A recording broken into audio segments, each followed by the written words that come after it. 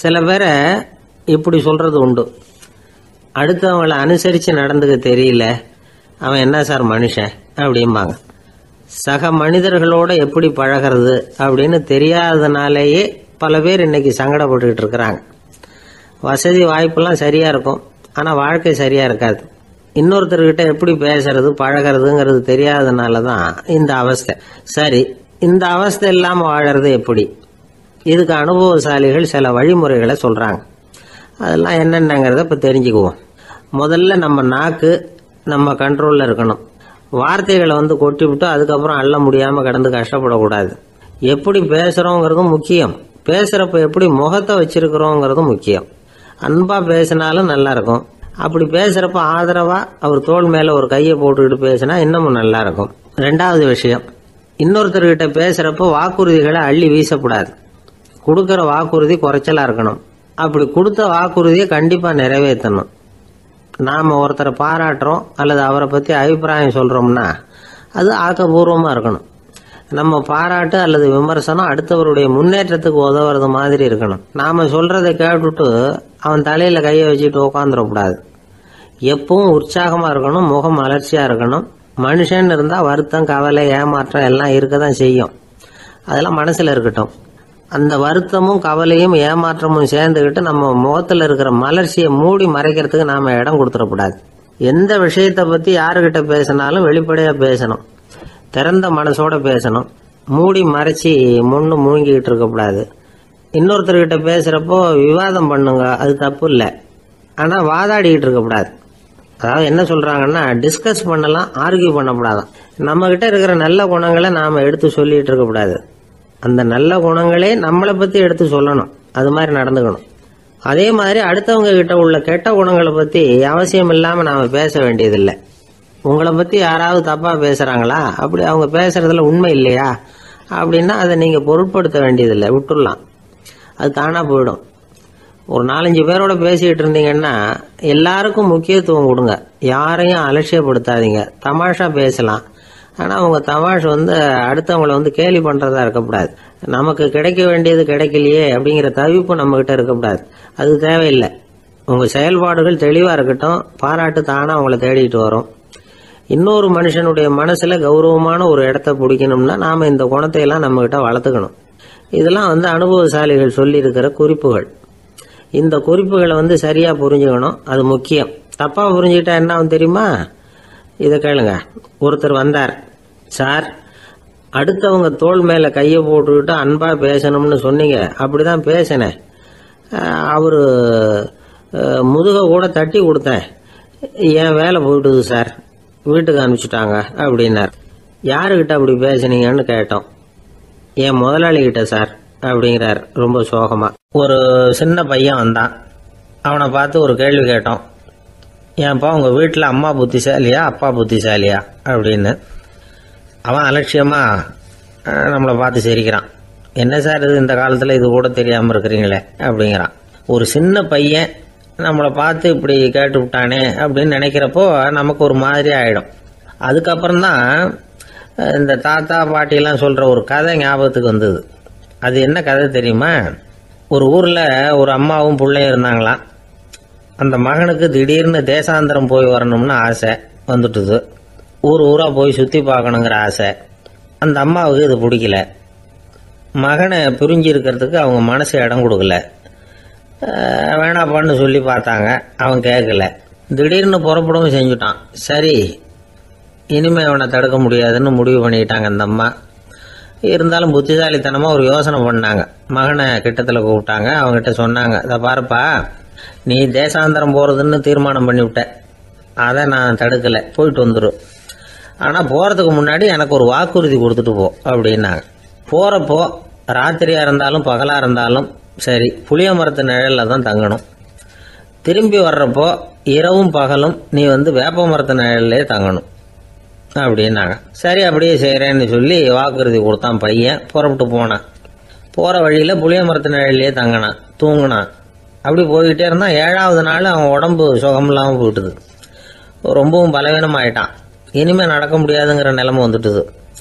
யோசிச்சு பார்த்தான், சரி இதுக்கு மேலே போக வேண்டாம் அப்படின்னு முடிவு பண்ணிட்டு திரும்பி வர ஆரம்பிச்சிட்டான். திரும்பி வர்றப்போ வழியில் வேப்ப மரத்து நிழலையே தங்கி தங்கி வந்தான். நாளுக்கு நாள் உடம்பு சரியாக வந்துட்டுது. 7வது நாள் வீட்டுக்கு வந்து சேர்றான். உடம்பு பழையபடியே கலகலப்பாயிட்டுது. பூரண சுகம்.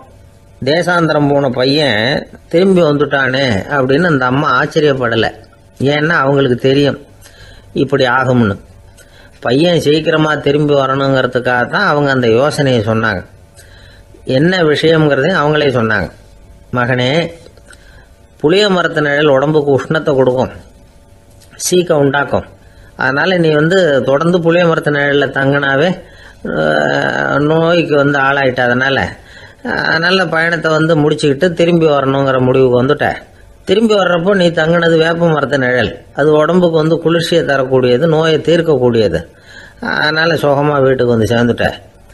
உன்னோட தேசாந்திர பயணத்தை தடுக்கிறதுக்காக தான் இப்படி பண்ணினேன் அப்படின்னாங்களாம் அந்த அம்மா. பார்த்தீங்களா அம்மாவோட புத்திசாலித்தனத்தை? அப்பாவாக இருந்தால் இப்படியா பண்ணுவார்? ஒரு அப்பா பையன்கிட்ட 10 ரூபா கொடுத்து இதை எடுத்துக்கிட்டு அடுத்த ஊருக்கு போய் அங்கே இருக்கிற மாமா கிட்ட இதை கொடுத்துட்டு வாடா, வழியில் எங்கேயாவது மரத்தடியில் படுத்து தூங்கி விடாதே அப்படின்னு எச்சரிக்கை பண்ணி அனுப்புனாராம். பையனுக்கு எச்சரிக்கையாக வாழறது எப்படிங்கிறத கற்றுக் கொடுக்கறதுக்காக இப்படி பண்ணார். அவன் பணத்தை வாங்கிக்கிட்டு போனான். அப்பா சொன்னதை மறந்துட்டு ஒரு மரத்தடியில் படுத்து தூங்கிட்டான். அவனுக்கு தெரியாமல் அவன் பின்னாடியே போன அப்பா அவன் கையில் இருந்த அந்த 10 ரூபாயை நைஸாக எடுத்துகிட்டு வந்துட்டார். அவன் பையில் தானே வச்சுருந்தான், அது தெரியாமல் எடுத்துகிட்டு வந்துட்டார். அவன் தூங்கிக்கிட்டு இருக்கான். எடுத்துகிட்டு ஒரு மறுபடியும் வீட்டுக்கு வந்துட்டார். பையன் முழிச்சுக்கிட்டு பையை தடவி பார்க்குறான், பணத்தை காணும். அழுதுகிட்டே திரும்பி வந்தான். அப்பா கிட்ட விஷயத்த சொன்னான். அப்பா சிரிச்சுக்கிட்டே சொன்னார், அதுக்கு தான்ப்பா ஆரம்பத்திலேயே எச்சரிக்கை பண்ணினேன், இனிமேலாவது நீ ஜாக்கிரதையாக இருக்கணும் அப்படிங்கிறதுக்காக தான் இப்படி பண்ணினேன். அந்த பணம் எங்கேயும் போயிடல, நான் தான் அதை உனக்கு தெரியாமல் எடுத்து வச்சிருக்கிறேன். இதோ பாரு அப்படின்னு சொல்லிக்கிட்டு சைடு பாக்கெட்டில் கையை விட்டா அது ஓட்டையாக இருக்குது. அதை எவனோ ஏற்கனவே கத்திரிச்சு எடுத்துகிட்டு போட்டான். இப்போ அப்பா முகத்தில் அசடு வழிஞ்சுதான். ஒரு ஆள் இருந்தான், நிறைய பணம் சம்பாதிச்சான். ஆனால் செலவு பண்ண மனசு வரல, கருமி. அவன் என்ன பண்ணா, சேர்த்த பணம் பூராவையும் ஒரு மரத்தடியில் புதைச்சி வச்சுருந்தான். வாரத்துக்கு ஒரு தடவை அந்த மரத்தடிக்கு வருவான். புதைச்ச இடத்த ஆவலோடு பார்த்துக்கிட்டு இருப்பான். அதுக்கப்புறம் போயிடுவான். அவ்வளவுதான். ஒரு நாள் ஒரு திருடன் வந்தான். இவன் புதைச்சி வச்சுருந்ததெல்லாம் எடுத்துகிட்டு போட்டான். இது தெரிஞ்சு போச்சு.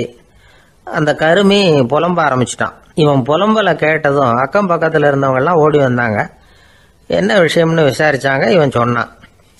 ஒரு பெரியவர் கேட்டார், ஏப்பா வாரம் இந்த இடத்த பார்க்கறதாக சொன்னியே, எப்போவாவது இதில் இருக்கிற பணத்தை எடுத்து செலவு பண்ணியிருக்கியா அப்படின்னு கேட்டார். நான் அப்பப்போ அதை பார்க்கறது தான் வழக்கம், அதை தொட்டதே இல்லைன்னு அவன். சரி அப்படின்னா இப்போவும் நீ அதே மாதிரி வாரம் ஒரு தடவை இந்த இடத்த பார்த்துட்டு போகலாமே அப்படின்னாராம் அந்த பெரியவர். அதுவும் சரிதானே, எவ்வளவு காலமானாலும் அவன் அந்த பணத்தை எடுத்து செலவு பண்ண போறதில்ல. அப்படி இருக்கிறப்ப உள்ளே பணம் இருந்தாலும் ஒன்று தான், இல்லாமல் போனாலும் ஒன்று தான். இதிலிருந்து என்ன புரியுதுன்னா, ஒருத்தர்கிட்ட இருக்கிற பணத்தை கொண்டு அவர் பணக்காரரா ஏழையா அப்படின்னு முடிவு செய்கிறது சரியில்லை. அந்த செல்வத்தை அனுபவிக்கிற திறன், பயன்படுத்துகிற திறன், அதை வச்சு தான் அவர் ஏழையா பணக்காரரா அப்படிங்கிறத நிர்ணயம் பண்ணணும். அதுதான் சரி. செலவு பண்ண தெரியாதவன் சேகரம் பண்ணிகிட்டே இருக்கிறதுனால என்ன பிரயோஜனம்? தலைமுடியே இல்லாதவன் தாராளமாக சீப்புகளை வாங்கி சேகரம் பண்ணுறது மாதிரி தானே இது. சில சமயம் செலவு பண்ண நாம் தயாராக இருந்தால் கூட அந்த செல்வம் நமக்கு பயன்படுறதில்ல. அரேபியாவில் ஒரு நகை வியாபாரி விலை உயர்ந்த முத்துக்களை எல்லாம் அவர் வச்சு வியாபாரம் பண்ணிகிட்டு இருந்தார். அவர் ஒரு சமயம் ஒரு பாலைவனம் வழியாக போயிட்டு இருக்கிறார் ஒட்டகத்தில். அப்போ திடீர்னு கடுமையான புயல் வீச ஆரம்பிச்சுட்டுது. திசை தவறி இவர் எங்கேயோ வந்துட்டார். கூட வந்தவங்களையும் காணல, எங்கே போனாங்களோ தெரியல. இவர் ரொம்ப பயந்து போய் அங்கேயும் எங்கேயுமா அலைஞ்சு தெரிகிறார். வழியே தெரியல. பசி கடுமையாயிட்டுது. ஒட்டகத்து முதுகில் ஒரு மூட்டை இருந்தது. அதை பிரித்து பார்த்தார். உள்ளே ஏதாவது இருக்கான்னு தேடி பார்க்குறார். அது வரைக்கும் கண்ணில் தட்டுப்படாத அபூர்வமான ஒரு பை கண்ணில் பட்டுது. ஆஹா, அதில் ஏதாவது சாப்பிட்றதுக்கு இருக்கும் அப்படின்னு நினச்சி ஆவலாக அதை பிரித்து பார்க்குறார். அந்த பையில் விலை உயர்ந்த முத்துக்கள் நிறைய இருந்துதான். அப்போ தான் அவர் நினச்சாராம், விலை உயர்ந்த முத்துக்கள் கூட சாப்பிட்றதுக்கு உணவாக முடியாது அப்படிங்கிறத புரிஞ்சுக்கிட்டாராம். எந்த நேரத்தில் எது நமக்கு தேவையோ அது நமக்கு தாராளமாக கிடைக்கணும். அப்படி அது கிடைக்கிறதுக்கு நம்மக்கிட்ட இருக்கிற செல்வம் பயன்படணும். அது நமக்கும் பயன்படலாம், நம்ம மூலமா அடுத்தவங்களுக்கும் பயன்படலாம். அதுதான் செல்வத்தின் பயன். ஒரு மரத்தடியில் ஒருத்தன் உட்காந்து அழுதுகிட்டு இருந்தான். அந்த பக்கமா வந்த இன்னொருத்தன் ஏப்பா அழுதுகிட்டு இருக்கிறேன்னு கேட்டான். இந்த இடத்துல தான் பூமிக்கு அடியில் பணம் இருக்குது, புதைச்ச இடம் தெரியல, அதான் அழறேன் அப்படின்னா. நல்லா ஞாபகப்படுத்தி பாரு, எந்த இடத்துல புதைச்ச அப்படின்னு கேட்டான் இவன். அது எப்படி எனக்கு தெரியும், புதைச்சி வச்சிருக்கிறவன் நான் இல்லையே, எங்க எழுத்து வீட்டுக்காரன் அப்படின்னானா இவன். ஒரு பல்கலைக்கழகம், அங்கே ஒரு இலக்கிய பேராசிரியர், அவர் பாடம் நடத்திக்கிட்டு இருந்தார். ராபர்ட் ப்ரௌனிங் எழுதிய கவிதைகளை பற்றி சொல்லிகிட்டு இருக்கிறார். மாணவர்களும் ரொம்ப அக்கறையாக அதை கேட்டுக்கிட்டு இருக்கிறாங்க. ஒரு குறிப்பிட்ட கவிதையை பற்றி சொல்லும் பொழுது அந்த பேராசிரியருக்கே ஒரு சந்தேகம். அதாவது அந்த கவிதையின் சரியான அர்த்தம் என்னங்கிறதுல சந்தேகம். பேராசிரியர் யோசனை பண்ணார். அந்த கவிதையை முழுசாக புரிஞ்சிக்க முடியல. அதனால் மாணவர்களை பார்த்து சொன்னார், மாணவர்களே, ஒரு நாள் பொறுத்துங்க, இந்த கவிதையை எழுதின கவிஞர் எங்கள் வீட்டுக்கு பக்கத்தில் தான் இருக்கிறார். இன்னைக்கு சாயந்தரம் நான் அவரை நேரிலேயே போய் பார்க்குறேன். பார்த்து இதுக்கு என்னங்க அர்த்தம்னு கேட்டுட்டு வந்துடுறேன். அதுக்கப்புறம் உங்ககிட்ட சொல்கிறேன் அப்படின்னாரா. அன்னைக்கு சாயந்தரமே அந்த பேராசிரியர் கவிஞரை தேடிக்கிட்டு போயிட்டார். கவிஞர் அவங்க வீட்டில் அவர் பாட்டு உட்காந்துருந்தாரா. இவர் போய் அவர் முன்னாடி உட்காந்தார். அப்புறம் கேட்டார், ஐயா, அந்த கவிதையின் முழு பொருள் என்னன்னு தெரிஞ்சுட்டு போகிறதுக்காக வந்திருக்கிறேன் அப்படின்னாராம். எந்த கவிதை அப்படின்னாராம் அவர். இவர் அந்த கவிதையை சொல்லியிருக்கார். கவிஞர் கொஞ்சம் யோசனை பண்ணிவிட்டு அப்புறம் சொன்னாராம், பேராசிரியரே, நீங்கள் கொஞ்சம் தாமதமாக வந்துட்டீங்கன்னாராம். இவருக்கு ஒன்றும் புரியல. நீங்கள் என்ன சொல்கிறீங்க, நான் தாமதமாக வந்துட்டேன்னா? நீங்கள் தான் உயிரோடு இருக்கிறீங்களே, அப்படி இருக்கும்பொழுது நான் தாமதமாக வந்துட்டேன்னா அது எப்படி அப்படின்னு இவர் குழம்பி இருக்கிறார். இப்போ கவிஞர் சொன்னாராம், ஐயா, நான் உயிரோடு இருக்கிறேன்னா இல்லையாங்கிறது முக்கியம் இல்லை. நான் அந்த கவிதை வரிகளை எழுதினப்போ 2 பேருக்கு அதோட அர்த்தம் தெரிஞ்சிருந்தது. இப்போ ஒரே ஒருத்தருக்கு தான் அதோட அர்த்தம் தெரியும் அப்படின்னாராம். பேராசிரியர் யோசனை பண்ணியிருக்கார். அப்படின்னா அந்த ஒருத்தர் கவிஞர் ராபர்ட் ப்ரௌனிங்கை தவிர வேற யாரா இருக்க முடியும்? இவர் தான் அப்படிங்கிறத அவர் மனசில் நினச்சிக்கிட்டார். அதனால சொன்னார், ஐயா, நான் தாமதமாக வரல, அந்த கவிதையின் பொருள் என்ன அது சொல்லுங்கன்னார். பேராசிரியரே, நான் சொல்றது உங்களுக்கு புரியலன்னு நினைக்கிறேன். நான் இந்த வரிகளை எழுதினப்போ 2 பேருக்கு அதோட அர்த்தம் தெரிஞ்சிருந்தது. அந்த 2 பேர் யாருன்னா, ஒருத்தர் ராபர்ட் ப்ரௌனிங், அதாவது நான், இன்னொருத்தர் கடவுள். இப்போ அது கடவுளுக்கு மட்டும்தான் தெரியும். நானே இதை பற்றி பல தடவை யோசனை பண்ணி பார்த்தேன். இது ரொம்ப அழகானது, ஆனாலும் ரொம்ப வழுக்கலானது. அதை பிடிச்சிட்டோம்னு நினச்சிக்கிட்டு இருக்கும் பொழுதே காற்று மாதிரி அது உங்ககிட்ட இருந்து ஓடி போயிடுது. எனக்கு ரொம்பவும் வருத்தமாக தான் இருக்குது. நிச்சயமாக நான் தான் இந்த வரிகளை எழுதியிருக்கிறேன். அதில் அர்த்தம் இருக்குங்கிறது எனக்கு தெரியும், அதை நான் உணர்றேன். ஆனால் நீங்கள் என்னை மன்னிக்கணும், எனக்கே கூட அதை என்னால் விளக்க முடியல. அப்படி இருக்கும் பொழுது உங்களுக்கு எப்படி அதை நான் விளக்க முடியும் அப்படின்னாரா அந்த கவிஞர். அனுபவிக்கப்படக்கூடிய எல்லாமே விளக்கப்படக்கூடிய ஒன்றல்ல, விளக்கப்படும் எல்லாமே அனுபவிக்கப்படக்கூடிய ஒன்றல்ல அப்படிங்கிறது ஞானிகளுடைய கருத்து. அதுக்காக தான் அந்த சம்பவம். வாழ்க்கையில் நீங்கள் தொடர்ந்து ஆய்வு செய்து கொண்டே இருக்கக்கூடிய விளக்கங்களை ஒருபோதும் அடைய முடியாத பரிமாணங்கள் இருக்கிறதுனால தான் அது அலுப்பு தட்டாமல் இருக்குது. உங்களால் நிறைய அனுபவிக்க முடியும், இருந்தாலும் நீங்கள் அனுபவித்து அறிந்த விஷயங்கள் கூட வார்த்தைகளால் விளக்கப்பட முடிவதில்லை அப்படிங்கிறது பெரியோர் சிந்தனை. இதெல்லாம் ஒரு பக்கம் இருக்கட்டும். நமக்கு தெரிஞ்ச பேராசிரியர் ஒருத்தர் 1 மணி நேரம் ரொம்ப விவரமாக வகுப்பு எடுத்தார். கடைசியாக சொன்னார், மாணவர்களே, ரொம்பவும் எளிமையாக விளக்கமாக எல்லா விவரமும் சொல்லியிருக்கிறேன். அதனால் இதில் உங்களுக்கு சந்தேகம் வர்றதுக்கு வாய்ப்பே இல்லை. இருந்தாலும் கேட்க வேண்டிய கடமை கேட்குறேன். இது வரைக்கும் நடத்தினதில் யாருக்காவது ஏதாவது சந்தேகம் உண்டா அப்படின்னு கேட்டாராம். எனக்கு ஒரே ஒரு சந்தேகம் தான் சார் அப்படின்னு எழுந்திரிச்சு நிற்கிறான் ஒருத்தன். என்னன்னு கேட்டாராம். இது வரைக்கும் நீங்கள் என்ன பாடம் சார் நடத்துனீங்க அப்படின்னானா அவன். பந்திக்கு முந்தர ஆசாமிகள் நம்மள பல பேர் உண்டு. அப்படி முந்தறதுக்கு கூட முயற்சி பண்ணுறவங்க நிறைய பேர் இருக்கிறாங்க. இதில் என்ன ஒரு விஷயம்னா, பந்திக்கு முந்தறது கூட தப்பு இல்லை. ஆனால் அப்படி ஒரு விருந்தில் ஆளாக போய் உட்காந்து சாப்பிட்டா கூட வெளியில் வர்றப்ப என்ன பெரிய விருந்து வச்சுட்டான், சாம்பாரில் உப்பு இல்லை, ரசத்தில் காரம் இல்லை அப்படின்னு குறை சொல்லிகிட்டே வர்றது இருக்கு பாருங்க. அது சரியில்லை, நாகரிகமும் இல்லை. கல்யாண பத்திரிகையில் என்ன போட்டிருக்குது, என் பொண்ணுக்கும் இன்னார் பையனுக்கும் கல்யாணம், எல்லாரும் குடும்பத்தோடு வந்திருந்து மணமக்களை ஆசீர்வதிக்கணும், இப்படி தானே போட்டிருக்கோம். குடும்பத்தோடு விருந்து சாப்பிட்டு சாப்பாடு எப்படி இருக்குன்னு அபிப்பிராயம் சொல்லிவிட்டு போங்க அப்படின்னா போட்டிருக்கு கல்யாண பத்திரிகையில். ஒருத்தர் வீட்டு விசேஷத்துக்கு போயிருக்கோம்னா எவ்வளவோ அசௌகரியங்கள் நமக்கு ஏற்படலாம். ஏராளமான கூட்டம் வந்திருக்கும். எல்லாரையும் அவங்க வந்து தனித்தனியாக கவனிச்சுக்கிட்டு இருக்க முடியாது. நாம தான் அனுசரித்து நடந்துக்கணும். நாமளாக போய் வாழ்த்த வேண்டியவங்களை வாழ்த்தி விட்டு வந்து சேரணும். அதை விட்டுட்டு பத்திரிக்கை கொடுத்தானேன்னு போனேன், கவனிப்பே சரியில்லை அப்படின்னு புலம்பிக்கிட்டு இருக்கக்கூடாது. ஒரு விருந்துக்கு போனால் அங்கே எப்படி நடந்துக்கணும் அப்படிங்கிறத பற்றி கூட அனுபவசாலிகள் சில விவரங்கள்லாம் சொல்லியிருக்கிறாங்க. இந்த காலத்தில் கல்யாணம், பிறந்த நாள், அது இதுன்னு நிறைய விருந்துகள் நடக்குது. அதெல்லாம் எதுக்காக? மனித உறவுகளை வளர்த்துக்கிறதுக்காக தான், வேற எதுக்கு? ஒரு விருந்துக்கு போனால் அமைதியாக பொறுமையாக போய் உக்காரணும். அடித்து பிடிச்சிக்கிட்டு இடத்த பிடிக்க போகிறேன் அப்படின்னு நிற்கக்கூடாது. முதல் பந்தி நடந்துக்கிட்டு இருந்தால் அது முடிஞ்சு இலை எடுத்து சுத்தம் பண்ணதுக்கு அப்புறம் போய் உட்கார்றது தான் நாகரீகம். இலை எடுக்கிறதுக்கு முன்னாடியே அங்கே போய் உட்காந்தா நல்லா இருக்காது. நீங்கள் சாப்பிட்டுட்டு உட்காந்துருக்கீங்களா, சாப்பிட்றதுக்கு உட்காந்துருக்கீங்களா, பார்க்குறவங்களுக்கு சந்தேகம் வந்துடும். அதே மாதிரி இலையில எல்லா ஐட்டமும் பரிமாறினதுக்கு அப்புறம் சாப்பிட ஆரம்பிக்கணும்.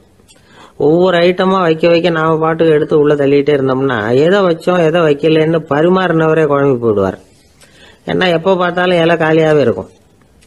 சாப்பிட்றப்போ உங்கள் சாப்பாட்டையே நீங்கள் கவனிக்கணும். அடுத்தவங்க இலையில என்ன இருக்குது, பக்கத்தில் இருக்கிறவர் எதை அதிகமாக சாப்பிட்றார், இதெல்லாம் நமக்கு என்னத்துக்கு?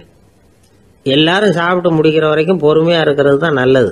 நீங்கள் மட்டும் திடீர்னு பாதியில் எழுந்திரிச்சு பக்கத்தில் இருக்கிறவங்களுக்கு சங்கடமாக இருக்குமேங்கிறதெல்லாம் யோசிக்காமல் நீங்கள் பாட்டு எழுந்திரிச்சு போகக்கூடாது. பக்கத்தில் உள்ளவங்க உங்களை எழுந்திரிக்க சொன்னால் எழுந்திரிச்சு போகலாம். விருந்துகளில் சாப்பாட்டை வீணாக்கிறதே ஒரு நாகரிகமாக போட்டுது இந்த காலத்தில்.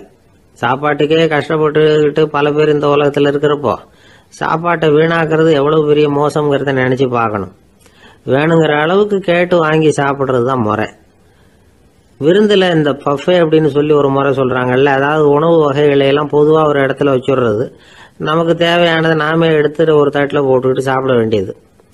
இதில் கூட சில பேர் தேவைக்கு அதிகமாக எடுத்து போட்டுக்கிட்டு வீணாக்குறாங்க. சில சமயம் வந்து கடைசியாக சாப்பிட போகிறவங்களுக்கு எல்லா ஐட்டமும் கிடைக்காம போகலாம்.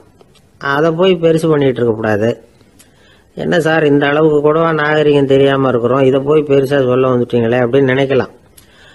ஒருத்தர் 2 பேருக்கு இந்த விவரம் தேவைப்படலாம். அவங்க காதலையும் இது விழட்டுமேங்கிறதுக்காக தான் இது. ஒரு பெரிய கல்யாண விருந்து நடந்துக்கிட்டு இருந்தது.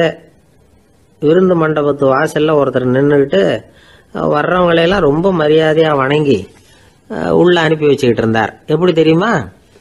வர்றவங்க கையெல்லாம் பிடிச்சி முத்தம் கொடுத்து அதுக்கப்புறம் உள்ளே அனுப்பி வச்சுக்கிட்டு இருந்தாராம்.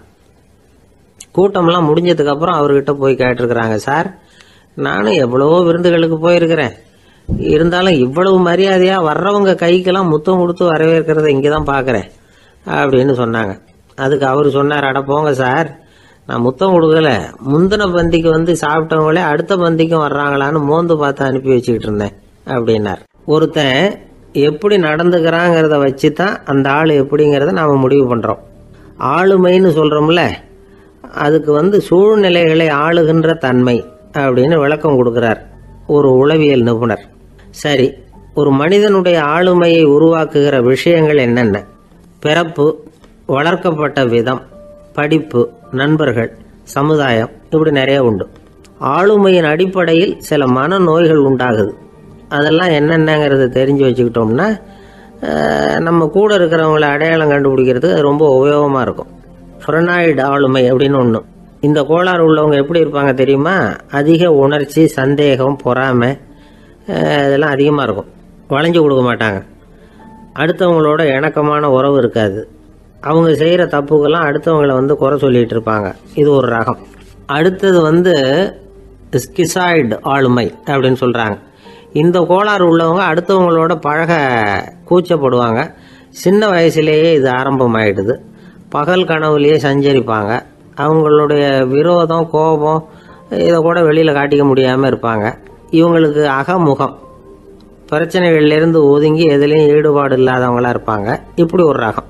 அடுத்தது சைக்ளோதமிக் ஆளுமை அப்படின்னு சொல்கிறாங்க. அது என்னென்னா உணர்ச்சிகளில் ஏற்றத்தாழ்வு அதிகமாக இருக்குமா. சில சமயம் பார்த்தா மகிழ்ச்சியாக இருப்பாங்க, சில சமயம் சோகமாக உட்காந்துருப்பாங்க. அவங்க மனநிலைக்கு தகுந்த மாதிரி சமூக நிகழ்ச்சிகளில் பங்கெடுத்துக்குவாங்க. இன்னொரு வகை என்னென்னா எண்ணப்பீடிகை ஆளுமை அப்படின்னு பேர் வச்சிருக்கிறாங்க. அதுக்கு இவங்களுக்கெல்லாம் கரெக்டாக இருக்கணும், எல்லாம் சட்டத்திட்டம் எதுலேயும் ஒரு ஒழுங்குமுறை, இப்படி எதிர்பார்க்குற மனோபாவம். இவங்க எதிர்பார்ப்புக்கும் அரண்முறைக்கும் மற்றவங்க கட்டுப்படணும்னு நினைப்பாங்க. இந்த நிலைமை நீடிச்சா என்ன ஆகும் தெரியுமா? அலைக்கழிக்கிற எண்ணங்கள் திரும்ப திரும்ப ஒரே செயலை செய்ய தூண்டுற மன தளர்ச்சிக்கு ஆளாயிடுறாங்க. அடுத்தது ஹிஸ்டீரியா ஆளுமை. சின்ன விஷயத்தையெல்லாம் பெருசுபடுத்தி நாடகமாக்குற நடிகர்கள் இவங்க. உணர்ச்சி அதிகம் உள்ளவங்க. இவங்க மன எழுச்சியில் பக்குவமின்மை, குழந்தைத்தனம், முதிர்ச்சியின்மை எல்லாம் இருக்கும். தன்னலம் மிக்க குணம். பிறர் தன்னை மட்டுமே கவனிக்கணும்னு நினச்சி செயல்படுறது, இதெல்லாம் இவங்க அடையாளம். அடுத்த ரகம் எப்படின்னா வளர்ச்சியற்ற ஆளுமைன்னு சொல்கிறாங்க. அடுத்தவங்களோட இணங்கி போக முடியாதவங்க, அறிவு, மன எழுச்சி, சமூக உறவு இதில் எல்லாம் போதுமான வளர்ச்சியையும் நிறைவையும் பெற முடியாதவங்க. இவங்களால வாழ்க்கையில் முன்னேற முடியாது. பிச்சைக்காரங்க, குற்றவாளிகள் இவங்ககிட்டெல்லாம் இது மாதிரியான ஆளுமை அதிகமாக இருக்குமா. அடுத்தது என்னென்னா சோர்வுடைய ஆளுமை. எதுலேயும் உற்சாகம் இல்லாமல் சோர்ந்து போயிருப்பாங்க. அதுக்கெல்லாம் நமக்கு வலிமை இல்லைப்பா அப்படின்னு சொல்லிட்டு இருப்பாங்க. சின்ன விஷயங்களுக்கெல்லாம் அதிர்ச்சி அடையிறது, வாழ்வின் சுவையை அனுபவிக்க முடியாதவங்க. இன்னொரு ரகம் இது கொதித்தெழும் ஆளுமைங்கிறாங்க. எதுக்கு எடுத்தாலும் ஆத்திரம், குரோதம், வன் செயல் இதுலெல்லாம் ஈடுபாடு இப்படி உள்ளவங்க. நத்தை வகை ஆளுமை அப்படின்னு ஒன்று. அடுத்தவங்க மேலே விரோதம் இருக்கும், அடிக்கணுங்கிற எண்ணம் இருக்கும். ஆனால் அதை அப்படியே வெளியில் காட்டாமல் அதே சமயம் அமைதியான முறையில் வெறுப்பை வெளிக்காட்டுற ரகம். இவங்கெல்லாம் பேசாமல் கம்முன்னு இருந்துக்கிட்டே நினைச்சதை நிறைவேற்றிக்கிடுவாங்க. முன்ஜாக்கிரதை ஆளுமை அப்படின்னு ஒரு ரகமா. பாதுகாப்பின்மை, சந்தேகம், முழுமையின்மை, அறவேக்காட்டுத்தனம் இந்த மனப்போக்கு அதிகமாக இருக்கிறதுனால அகம்பாவம், புடிவாதம், எச்சரிக்கை எல்லாம் அளவுக்கு மீறி இருக்கும். இதுவரைக்கும் நாம் பேசிக்கிட்டு இருந்த ஆளுமை பண்புகள் அளவுக்கு அதிகமாக போயிட்டுதுன்னா ஆளுமை கோளாறுகள் ஏற்படும். அதன் அடிப்படையில் மனவியாதிகள் வருமா. அதனால் இணக்கமான எல்லாரும் விரும்புகிற இயல்பான ஆளுமையை பெறுவதற்கு நாம் முயற்சி செய்யணும் அப்படிங்கிறது மனோதத்துவ நிபுணர்களுடைய ஆலோசனை. ஒருத்தர் ஒரு மனோதத்துவ டாக்டரை தேடிட்டு வந்தாராம். டாக்டர், எனக்கு மனசில் ஏதோ வியாதி, ஆளுமை கோளாறு, அதாவது எனக்கு சீக்கிரமாக செத்து போனால் தேவையில்லைன்னு தோணுது அப்படின்னாராம். உடனே அந்த டாக்டர், சரி அப்படின்னா இங்கே இருங்க, நான் வைத்தியம் பார்க்குறேன் அப்படின்னாராம். ஒருத்தர் முகத்தை தொங்க போட்டுக்கிட்டு ஒரு மாதிரியாக வந்தார். என்ன விஷயம்னு விசாரித்தேன். என்னுடைய நண்பன் ஒருத்தங்கிட்ட கருத்து வேறுபாடு, இனிமேல் நமக்குள்ளே எந்த சம்மந்தமும் வேணாம்னு நட்பை முறிச்சிட்டு வந்துட்டேன்னா. நண்பர்கள்னு இருந்தால் கருத்து வேறுபாடு வரத்தான் செய்யும்னு. கருத்து வேறுபாடு வராமல் இருக்கிறதுக்கு ஏதாவது வழி உண்டா அப்படின்னு கேட்டாங்க. அதை பற்றி நிபுணர்கள் சில யோசனைகளை சொல்லியிருக்கிறாங்கன்னு. முதல் விஷயம் என்னென்னா, உங்கள் நண்பனுக்கு ஒரு செய்தி சொல்லணும்னா அதை நீங்களே நேரடியாக சொல்லுங்கள், அல்லது உங்கள் கைப்பட கடிதம் எழுதுங்க. அதாவது நேரடி தொடர்பு முக்கியம். அதை விட்டுட்டு இன்னொருத்தர் மூலமாக நண்பர்களுக்கு செய்தி அனுப்புனா நீங்கள் சொல்கிற செய்தி அப்படியே போய் சேராது, அது சேதமாயிடும். கூட்டி குறைச்சி சொல்லிவிடுவாங்க, அது குழப்பத்தில் கொண்டாந்து விட்டுரும். இது ஒரு யோசனை. ரெண்டாவது யோசனை என்னென்னா, நீங்கள் ஒரு நல்ல காரியத்தை செய்யும் பொழுது உங்கள் நண்பரையும் சேர்த்துக்குங்க, அவருக்கும் அதில் ஒரு ஈடுபாட்டை உருவாக்குங்க. மூணாவது யோசனை, நம்ம பக்கத்தில் இருக்கிற நண்பர் மகிழ்ச்சி அடைகிற மாதிரி ஏதாவது செய்யணும். சின்ன சின்ன செயல்களாக இருந்தாலும் பரவாயில்ல, அவர் நமக்கு எதுவும் செய்யலையே, நாம் எதுக்கு செய்யணும் அப்படின்னு நினச்சிக்கிட்டு இருக்கக்கூடாது. நாலாவது யோசனை என்னென்னா, உங்களுக்கு ஒரு பிரச்சனையா அல்லது உங்கள் நண்பருக்கு ஒரு பிரச்சனையா, எதுவாக இருந்தாலும் 2 பேரும் சேர்ந்து உட்காந்து ஆலோசனை பண்ணுங்கள். நம்ம யோசனையும் கேட்கப்படுதே அப்படிங்கிற நினைப்பே அவருக்கு ஒரு மன நிறைவை உண்டாக்குமா. 5வது யோசனை, உங்கள் நண்பர் ஏதோ ஒரு காரியத்தை செய்கிறார், நீங்கள் உடனே அவசரப்பட்டு நீ செய்கிறது தப்புன்னு தீர்ப்பு சொல்லக்கூடாது. அவர் அதை செய்யறதுக்கான நியாயங்கள் எவ்வளோ இருக்கும், அதை புரிஞ்சுக்கிறதுக்கு முயற்சி பண்ணணும். 6வது யோசனை, உங்கள் நண்பர் என்ன சொன்னாலும் அதை பொறுமையாக கேளுங்க. அவர் சொல்கிறத புரிஞ்சுக்கணும், அவர் சொல்ல விரும்புகிறத புரிஞ்சுக்கணும், அவர் சொல்ல முடியாமல் தவிக்கிறதையும் புரிஞ்சுக்கணும். இப்படி 3 விதமாகவும் அவரை புரிஞ்சுக்கிட்டு அதுக்கு தகுந்த மாதிரி செயல்படணும். 7வது யோசனை என்னென்னா, உங்கள் நண்பர் உங்ககிட்ட ஏதோ ஒரு கருத்தை சொல்கிறார், அது உங்களுக்கு பிடிக்கல, அதுக்காக உடனே நீ சொல்கிறது சரியில்லை, நான் ஒத்துக்க மாட்டேன் அப்படின்லாம் மறுத்துக்கிட்டு இருக்கக்கூடாது. அவர் சொல்கிறத கேட்கணும், பொறுமையாக சிந்திக்கணும், அதுக்கப்புறம் பதில் சொல்லணும். இப்படிலாம் நடந்துக்கிட்டால் நண்பர்களுக்குள்ள கருத்து வேறுபாடு வர்றதுக்கு வாய்ப்பே இருக்காது அப்படின்னு வல்லுநர்கள் தொகுத்து சொல்லியிருக்கிறாங்க இந்த யோசனைகளை. எனக்கு தெரிஞ்ச சில நண்பர்கள் உண்டு, அவங்களுக்குள்ளேயும் கருத்து வேறுபாடுகள் வராமல் இருக்கிறதுக்கு சில நுட்பங்களை கையாளுறது உண்டு. ஒருத்தர் சொன்னார், அந்த டாக்டர் சின்ன வயசுலேருந்து என் கூட பழகினவர், நாங்கள் 2 பேரும் இணை பிரியாத நண்பர்கள், இருந்தாலும் எனக்கு உடம்பு சரியில்லைன்னா நான் அவர்கிட்ட வைத்தியம் பார்த்துக்க மாட்டேன் அப்படின்னார் ஒருத்தர். ஏன் அப்படின்னு கேட்டேன். எங்கள் நட்பு கெட்டுப்படக்கூடாது இல்லையா, அதனால தான் அப்படின்னாரு இவர். ஒரு சிகை அலங்கார கூடம் ரொம்ப சுறுசுறுப்பாக எல்லாரும் வேலை செஞ்சுக்கிட்டு இருக்கிறாங்க. முடிவெட்டிக்க வந்திருக்கிறவங்க நிறைய பேர் எல்லாரும் வரிசையாக உட்காந்துருக்குறாங்க. அந்த சமயத்தில் திடீர்னு கதவை திறந்துக்கிட்டு ஒருத்தர் உள்ளே வர்றார். அவர் ஒரு பெரிய மனிதர். அவரும் முடிவெட்டிக்கிறதுக்காக தான் உள்ளே வந்திருக்கிறார். அவரை பார்த்த உடனே அங்கே வரிசையில் உட்காந்துருந்தவங்க எல்லாரும் எழுந்திரிச்சு அவர்கிட்ட வந்துட்டாங்க. அவரை சுற்றி நின்றுக்கிட்டாங்க. எப்படி இருக்கிறீங்க, நல்லா இருக்கீங்களா அப்படின்னு விசாரிக்க ஆரம்பிச்சிட்டாங்க. எல்லாம் முடிஞ்சதும் வந்தவர் கேட்டார், வரிசையில் கடைசியாக இருக்கிறவர் யார் அப்படின்னு கேட்டார். ஏன்னு கேட்டாங்க. நான் அதுக்கு அடுத்தபடியாக உட்காரணும், அதுக்காக தான் கேட்குறேன் அப்படின்னார். உடனே அங்கே இருந்தவங்கெல்லாம் என்ன சொன்னாங்க தெரியுமா? நீங்கள் வரிசையில் காத்திருக்கக்கூடாது, நீங்கள் அரசாங்கத்தின் தலைவர், உங்களுக்கு நேரம் முக்கியம், அதனால் நீங்கள் முன்னாடி போங்க அப்படின்னு சொன்னாங்க. ஆனால் அதை அவர் கேட்கல.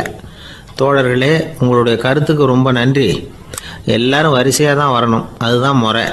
வரிசையில் வரணுங்கிற நடைமுறையை நானும் பின்பற்ற விரும்புகிறேன். நாம் எல்லாரும் சமமானவர்கள் அப்படின்னார்.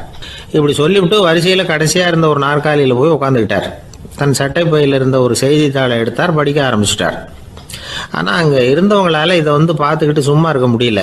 ஒருத்தர் எழுந்திரிச்சு வந்தார். ஐயா, இப்போ என்னுடைய முறை வந்திருக்குது, நான் தான் போக வேண்டிய முறை. உங்களை இங்கே காத்திருக்க வைக்கிறத விட ஒரு 5 ஆண்டுகளுக்கு கூட நான் முடிவெட்டிக்காமே இருந்துட முடியும் அப்படின்னார். அவர் மறுபடியும் சொன்னார், ஐயா, நீங்கள் வரிசை முறையை தாண்டி போக விருப்பப்படல, சரி, ஆனால் என்னுடைய முறையை மாற்றி கொடுக்கறதுக்கு எனக்கு முழு உரிமை இருக்குது. இதுக்கு பதிலாக உங்களுடைய கடைசி இடத்த நான் எடுத்துக்கிறேன், இதை நீங்கள் மறுக்க முடியாதுன்னார். அங்கே இருந்த மற்றவங்களும் இதை ஒரு மனசாக வற்புறுத்த ஆரம்பிச்சிட்டாங்க. அந்த பெரிய மனிதர் பார்த்தார், சரின்னு கடைசியாக ஒத்துக்கிட்டார்.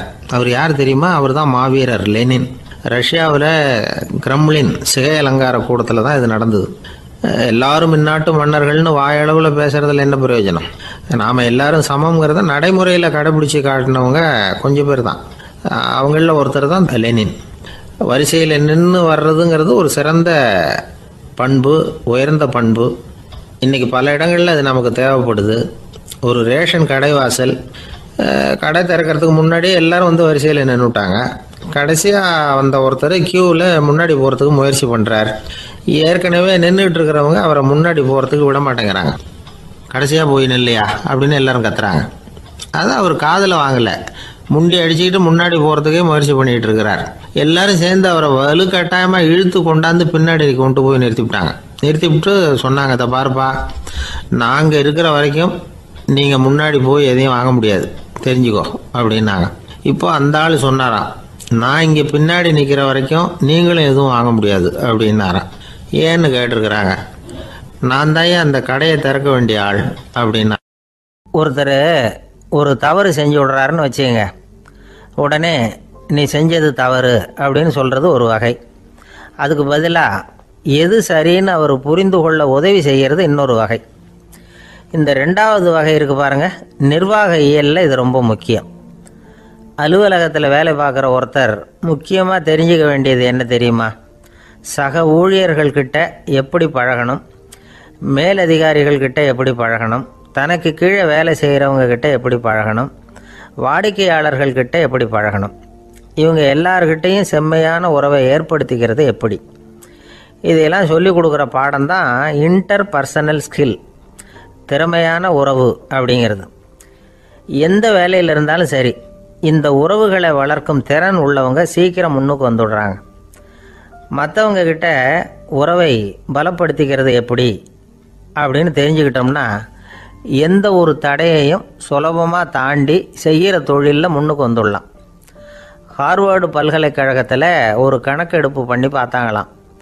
பார்க்குற வேலையில் எது மாதிரி குணாதிசயம் உள்ளவங்க வேகமாக முன்னுக்கு வர்றாங்க அப்படின்னு தெரிஞ்சுக்கிறதுக்காக இந்த கணக்கெடுப்பு. வெவ்வேறு துறையில் வேகமாக முன்னுக்கு வந்திருக்கிற பல பேரை சந்தித்து இந்த சர்வேயை நடத்தியிருக்கிறாங்க. அவங்க கண்டுபிடிச்சி சொல்லியிருக்கிற உண்மை என்ன தெரியுமா? ஒருத்தர் ஒரு வேலையில் இருந்தால் அது சம்பந்தப்பட்ட சப்ஜெக்ட் பற்றிய அறிவு 35% இருந்தால் போதுமா. ஆனால் உறவுகளை வளர்க்கக்கூடிய திறன், இன்டர் பர்சனல் ஸ்கில்லு 65% வேணும். இப்படி உள்ளவங்க சீக்கிரம் முன்னுக்கு வந்துவிடுறாங்களாம். அதனால் ஒருத்தருக்கு வேலை சரியாக புரியலைன்னா கூட விவரமாக மற்றவங்கக்கிட்ட பழகிறது எப்படின்னு புரிஞ்சால் போதும், அவர் முன்னுக்கு வந்துடலாம். அலுவலகங்களில் மட்டும் இல்லை, எல்லா இடங்கள்லேயும் இது ரொம்ப முக்கியம். வீட்டுக்குள்ளேயும் இது ரொம்ப முக்கியம், வீட்டுக்கு வெளியேயும் இது முக்கியம். அடுத்தவங்க கிட்ட பழகிறது எப்படிங்கிறத தெரிஞ்சுக்காதவன் வாழ்க்கையில் முன்னேற முடியாது. இன்னைக்கு ஆயுதங்களால் காயப்படுத்தி கொள்ளுகிறவர்களை விட வார்த்தைகளால் காயப்படுத்தி கொள்ளுகிறவர்கள் தான் அதிகம். பெரியவங்க என்ன சொல்கிறாங்க தெரியுமா? நீங்கள் இந்த பூமியில் பிறந்ததன் அர்த்தம் பூர்த்தி ஆகணும்னா அடுத்தவங்களுக்கு உதவி பண்ணுங்க. அடுத்தவங்களுக்கு உதவி செய்ய முடியாவிட்டால் கூட பரவாயில்லை, ஆனால் யாரையும் புண்படுத்தி விடாதீங்க அப்படின்னு சொல்கிறாங்க. எனக்கு தெரிஞ்ச ஒருத்தர் ஒரு அலுவலகத்தில் வேலை பார்க்குறார். அவர் சொல்லுவார், எனக்கு இந்த இன்டர்பர்சனல் ஸ்கில் ரொம்ப அதிகம் சார். சக ஊழியர்கள்கிட்ட ரொம்ப சுமூகமாக நடந்துக்குவேன். என் கூட வேலை பார்க்குற ஒருத்தருக்கு ஏதாவது ஒரு கஷ்டம்னா அந்த சமயத்தில் அவர் செய்ய வேண்டிய வேலையை நான் செஞ்சிருவேன் சார் அப்படிம்பார். நான் அவர்கிட்ட சமீபத்தில் அப்படி ஏதாவது செஞ்சுருக்கீங்களா அப்படின்னு கேட்டேன். செஞ்சுருக்கேன் சார். போன வாரம் புதன்கிழமை ஆஃபீஸில் என் பக்கத்து சீட்டுக்காரருக்கு வயிற்று வலி. உடனே நான் மெடிக்கல் லீவ் போட்டுவிட்டு எங்கள் வீட்டுக்கு போயிட்டேன் சார் அப்படின்னார். ஒரு சீன தேசத்து அரசர் இருந்தார். அவருக்கு வயசாயிட்டுது. அவருக்கு அடுத்தபடியாக அவருடைய புள்ள பட்டத்துக்கு வரணும், ஆட்சி பொறுப்பை ஏற்றுக்கணும். ஒரு நல்ல தலைவனுக்கு இருக்க வேண்டிய பண்புகள்லாம் தன்னுடைய மகனுக்கு இருக்கணும்னு விரும்பினார் அந்த அரசர். அதனால் இளவரசனை பக்கத்தில் இருந்த ஒரு குரு கிட்ட அனுப்புனார். இளவரசன் அவர்கிட்ட போய் சேர்ந்தான். அந்த குரு என்ன பண்ணார் தெரியுமா? இவனை பார்த்து சொன்னார், இதை பாருப்பா, நீ என்ன பண்ணுற, இப்போவே பக்கத்தில் இருக்கிற காட்டுக்கு போ, நடு காட்டில் போய் ஒரு இடத்துல உட்காந்துக்கோ. அங்கே என்னென்ன சத்தம்லாம் உன் காதில் விழுதுன்னு கவனித்து கேளு. உன் காதில் விழுந்த ஓசைகள் என்னென்னங்கிறத என்கிட்ட வந்து சொல்லு, அதுதான் எனக்கு தெரியணும், உனக்கு வேலையும் அதுதான் அப்படின்னு சொல்லி அனுப்பி வச்சுட்டார். இளவரசன் காட்டுக்கு போனான். குரு சொன்னபடியே ஒரு இடத்துல உட்காந்து கவனித்து கேட்டான். அதுக்கப்புறம் குருக்கிட்ட திரும்பி வந்தான். என்னென்ன சத்தம்லாம் கேட்ட அப்படின்னு கேட்டார் குரு. குருவே, காட்டில் நான் பறவைகள் சத்தம்லாம் கேட்டேன், மிருகங்களின் ஓசையையும் கேட்டேன், இதை தவிர இடி மின்னல் மழை இதுகளோட சத்தத்தையும் கேட்டேன் அப்படின்னா. குரு யோசனை பண்ணார், நீ இன்னமும் சரியாக கேட்கல, அதனால் மறுபடியும் காட்டுக்கு போ, கொஞ்ச நாள் தங்கியிருந்து கேட்டுட்டு வா அப்படின்னார். இளவரசனுக்கு ஒன்றும் புரியல.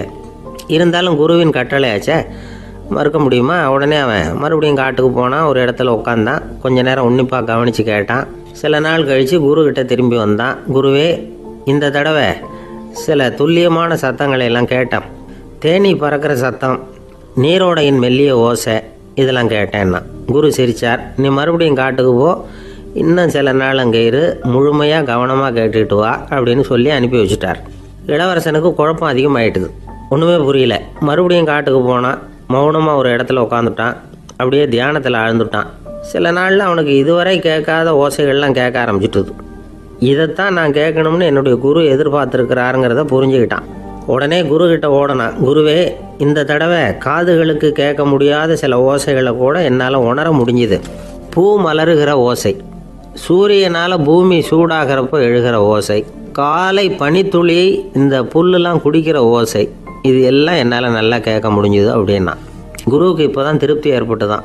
இளவரசனை பார்த்து சொன்னார், இதை பாருப்பா, இப்போ தான் நாட்டை ஆளுகிற தகுதி உனக்கு வந்திருக்குது அப்படின்னு சொல்லி அதுக்கு விளக்கமும் கொடுத்தாராம். எந்த அரசன் தன்னுடைய மக்களின் இதயம் பேசுகிற மௌன மொழியை, மௌன வார்த்தைகளை கேட்குறானோ அவன்தான் ஆள தகுதி உள்ளவன். எந்த அரசன் தன்னுடைய மக்களின் உணர்ச்சிகளை உண்மையாக உணர்றானோ அவன்தான் முதன்மையான அரசன்.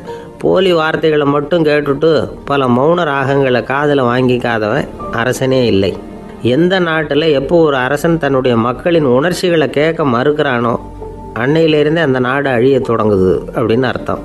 இதுதான் அந்த குரு இளவரசனுக்கு போதிச்சது. வாயால் பேசுகிறத மட்டும் கேட்டு ஏமாறக்கூடாது, உணர்ச்சிகளையும் கேட்கறதுல தான் மனப்பக்குவம் உண்டாகும். மக்கள் உணர்ச்சிகளை புரிந்து கொள்ளாத அரசர்கள் நீடிச்சிருக்க முடியாது. அது மாதிரி நாடுகளில் அடிக்கடி குழப்பம் தான் உண்டாகும். அப்படி இருந்தால் அடிக்கடி ஆட்சி மாறிக்கிட்டு இருக்கும். அப்படிப்பட்ட ஒரு தேசம், அங்கே ஒரு சிறைச்சாலையில் 3 கைதிகள் பேசிக்கிட்டு இருந்தாங்க. ஒருத்தன் சொன்னான், நான் இந்த நாட்டு ராஜாவை எதிர்த்து பேசிக்கிட்டு இருந்தேன், அதனால் என்னை பிடிச்சி கொண்டாந்து இங்கே போட்டுட்டாங்க அப்படின்னா ஒருத்தன். இன்னொருத்தன் சொன்னான், நான் இந்த நாட்டு ராஜாவை ஆதரித்து பேசிக்கிட்டு இருந்தேன், அதனால் என்னை பிடிச்சி கொண்டாந்து இங்கே தள்ளிவிட்டாங்க அப்படின்னா. அது சரி, நீ என்ன தப்பு பண்ண அப்படின்னு சொல்லி 3வது ஆளை பார்த்து இவங்க கேட்டாங்க. அதுக்கு அந்த ஆள் சொல்கிறான், நான் தான் இந்த நாட்டு ராஜா அப்படின்னானா. ஒரு நண்பர், அவர்கிட்ட பேசிக்கிட்டு இருந்தேன். மனித உறவுகள் பற்றி அவர் சொல்லிகிட்டு இருந்தார். அமெரிக்காவில் தந்தை மகன் உறவு எப்படி இருக்குது அப்படிங்கிறத விளக்கிறதுக்கு அவர் ஒரு கதையை சொன்னார். ஒரு அப்பா பகல் பூராவும் அலுவலகத்தில் வேலை, ஓடி ஆடி உழைச்சிக்கிட்டு களைச்சி போய் ராத்திரி 10 மணிக்கு மேலே வீடு திரும்பினான். வீட்டு வாசலில் அவரோட மகன் காத்துக்கிட்டு இருக்கிறான். இன்னமும் தூங்கலை. அப்பா வாசல்லையே தடுத்து நிறுத்தி, அப்பா உனக்கு சம்பளம் எவ்வளவு அப்படின்னு கேட்குறான். ஏற்கனவே ஆஃபீஸ் பிரச்சனைகளால் அலுத்து போய் திரும்புகிற அப்பாவுக்கு கோவம் வந்துடுது. என்னடா இப்படிலாம் கேளுன்னு உங்கள் அம்மா உனக்கு சொல்லி கொடுத்தாளா அப்படின்னு சொல்லிவிட்டு உள்ளே போய் சட்டையை கட்டி மாட்டி விட்டு குளிச்சு விட்டு மறுபடியும் வெளியில் வந்து உடையை மாற்றுகிற சமயம் அப்போ மறுபடியும் மகன் உள்ளே வந்து நிற்கிறான் அவர் முன்னாடியே. அப்பா உனக்கு எவ்வளவு சம்பளங்கிறான் மறுபடியும். அப்பாவுக்கு எரிச்சல் அதிகமாகிட்டுது. மணிக்கு $20 போதுமா அப்படின்னார். அப்படின்னா எனக்கு ஒரு $10 தர முடியுமான்னா மகன். இதுக்கு தான் என் சம்பளம் எவ்வளவுன்னு கேட்டியா? 2ஆம் வகுப்பு படிக்கிற உனக்கு எதுக்குடா $10 அப்படின்னு கத்திவிட்டு தொலைக்காட்சி பெட்டியின் முன்னாடி போய் உட்காந்துக்கிட்டு ஏதோ நிகழ்ச்சியை பார்க்க ஆரம்பிச்சிட்டார்.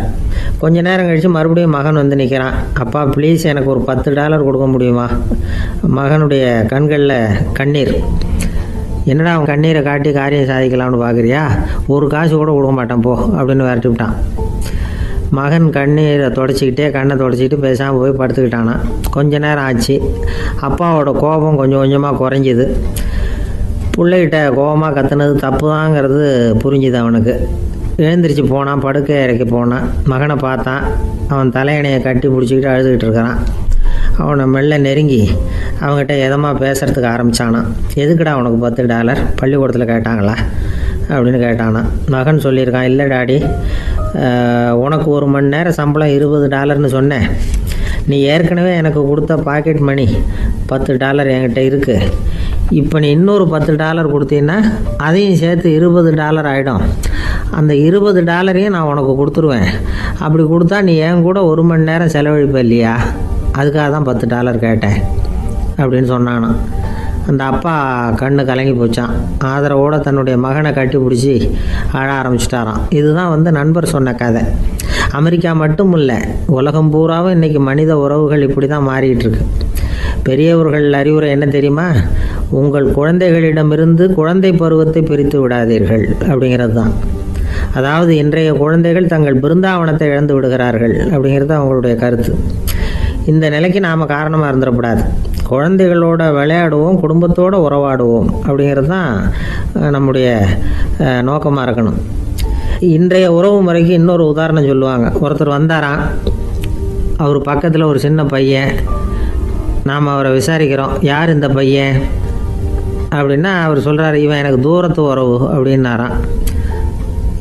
இந்த தூரத்து உறவுன்னா எப்படின்னு இருக்கான். இதுக்கு அவன் சொல்லியிருக்கிறான், இவன் எங்கள் அப்பாவுக்கு 8வது பிள்ளை அப்படின்னானான். கணவன் மனைவி அன்பாக இருக்கணும், ஒருத்தர் நல்லா புரிஞ்சுக்கணும், விட்டு கொடுக்குற மனப்பான்மை வேணும். அதுதான் ஒரு நல்ல குடும்பம். இன்றைக்கி பல குடும்பங்களில் அர்த்தமில்லாத சண்டைகள் தான் அதிகம். கிராமப்புறங்களில் வேடிக்கையாக ஒரு கதை சொல்லுவாங்க. ஒரு ஊரில் ஒரு ஆள் இருந்தான். வேலை வெட்டி இல்லாமல் சும்மாவே இருந்தான். அவனுக்கு கல்யாணம் பண்ணி வச்சாங்களாம். மனைவி வந்து சேர்ந்தா. சும்மாவே உட்காந்துருக்கிறியே, ஏதாவது சம்பாதிக்கிற வழியை பாரு அப்படின்ட்டுருக்கா. அதுக்கு தான் யோசனை பண்ணிகிட்டு இருக்கிறேன், ஒரு அருமையான ஐடியா அப்படின்னானா. என்ன அது சொல்லு அப்படின்ட்டுருக்கா. அவன் ஒரு ஆட்டுக்குட்டி வாங்க போகிறேன்ருக்கான். அதை வாங்கி என்ன பண்ண போகிறேன்னா, அந்த குட்டி வளரும், பெருசாகும், அதுக்கப்புறம் அது நிறைய குட்டி போடும் அப்படின்ட்டுருக்கான். சரி, அப்புறம் என்ன, அதையெல்லாம் சந்தையில் கொண்டுட்டு போய் விற்றுவிட்டு அந்த காசுக்கு ஒரு எருவு மாடு வாங்கலாம். சரி, அது எதுக்கு? எருவு மாடு நிறைய பால் கொடுக்கும், அதை கொண்டுகிட்டு போய் பால் பண்ணையில் கொடுப்பேன், அல்லது நானே விற்றுருவேன், கை நிறைய காசு கிடைக்கும். அதுக்கப்புறம் ஒரு பசுமாடு வாங்குவேன், பாலையும் விற்கலாம், நாமளும் காய் போட்டு சாப்பிட்லாம், இப்படிலாம் சொல்லியிருக்கான். அப்போ அந்த பொண்ணு சொல்லிச்சான், அடுத்த தெருவில் இருக்கிற எங்கள் அம்மா வீட்டுக்கும் கொஞ்சம் பால் கொடுத்து அனுப்பலாம் அப்படின்ட்டுருக்கா அந்த பொண்ணு. இந்த இடத்துல கணவனுக்கு கோவம் வந்துட்டுது. அதே எப்படி உங்கள் அம்மா வீட்டுக்கு எதுக்கு கொடுக்கணும், அதெல்லாம் முடியாதுன்றிருக்கான். இந்த இடத்துல சண்டை ஆரம்பமாயிட்டுது. கொஞ்ச நேரத்தில் 2 பேரும் சத்தம் போட ஆரம்பிச்சிட்டாங்க. கடுமையான சண்டை நடக்கிறத பக்கத்து வீட்டுக்காரன் காதில் வாங்கினான். அவன் ஓடியாந்தான். அவனுக்கு தெரியும், வாங்காத மாட்டுக்காக இப்படி சண்டை போட்டுக்கிட்டு இருக்கிறாங்கங்கிறது அவனுக்கு புரியும். அவன் ஓடி வந்து சொன்னான், ஏண்டா உன்னோட பசுமாட்டை ஒழுங்காக கட்டி போடக்கூடாதான்ருக்கான். என்னடா சொல்கிறேன்னா, இவன் உன் மாடு என் தோட்டத்தில் வந்து மேய்ஞ்சுட்டுது, பயிரெலாம் நாசமாயிட்டுது, 10,000 ரூபா அளவுக்கு சேதம், அதை வாங்கிட்டு போகிறதுக்கு தான் வந்தேன், குடுறா 10,000 நானா. இவன் அரண்டு போயிட்டான். அப்புறம் சொன்னா, டே நான் இன்னும் மாடே வாங்கலையே, அதுக்குள்ளே அது வந்து எப்படிடா உன் தோட்டத்தில் மேயும், என்னடா வளர்றேன்ருக்கான். நீ தாண்டா இப்போ உளறிக்கிட்டு இருக்க, மாடே வாங்கலை, அதுக்குள்ளே எப்படிடா வந்து உன்னுடைய மனைவி அவங்க அம்மா வீட்டுக்கு பால் கொடுத்து அனுப்ப முடியும் அப்படின்னு அவன் கேட்டானா.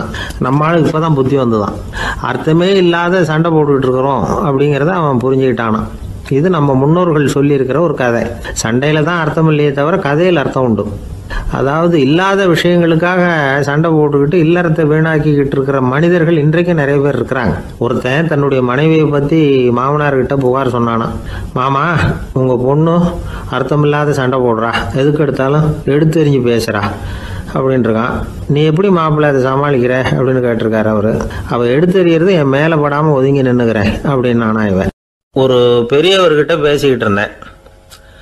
அவர் என்கிட்ட ஒரு கேள்வி கேட்டார். திருடர்கள் எத்தனை வகை தெரியுமா உனக்கு அப்படின்னார். இதுதான் அவர் கேட்ட கேள்வி. எதுக்காக என்ன பார்த்து அந்த கேள்வி கேட்டார தெரியல. இருந்தாலும் நான் அவருக்கு பதில் சொன்னேன். திருடர்களில் எத்தனையோ வகை உண்டுங்க. கார் திருடன், சைக்கிள் திருடன், முகமூடி திருடன், எப்படி சொல்லிகிட்டே போகலாம். இருந்தாலும் என்னுடைய சிற்றறிவுக்கு எட்டின வரையில் திருடர்களை 2 வகையாக பிரிக்கலாம் அப்படின்னு நினைக்கிறேன். ஒன்று ராத்திரியில் திருடுற திருடன், இன்னொருத்தன் பகலில் திருடுற திருடன். அதாவது பகல் திருடன், ராத்திரி திருடன் அப்படின்னு பெரியவர் சிரித்தார். என்ன சிரிக்கிறீங்களே, என்ன கள்வர்கள் 4 வகை அப்படின்னு ஆரம்பித்தார்.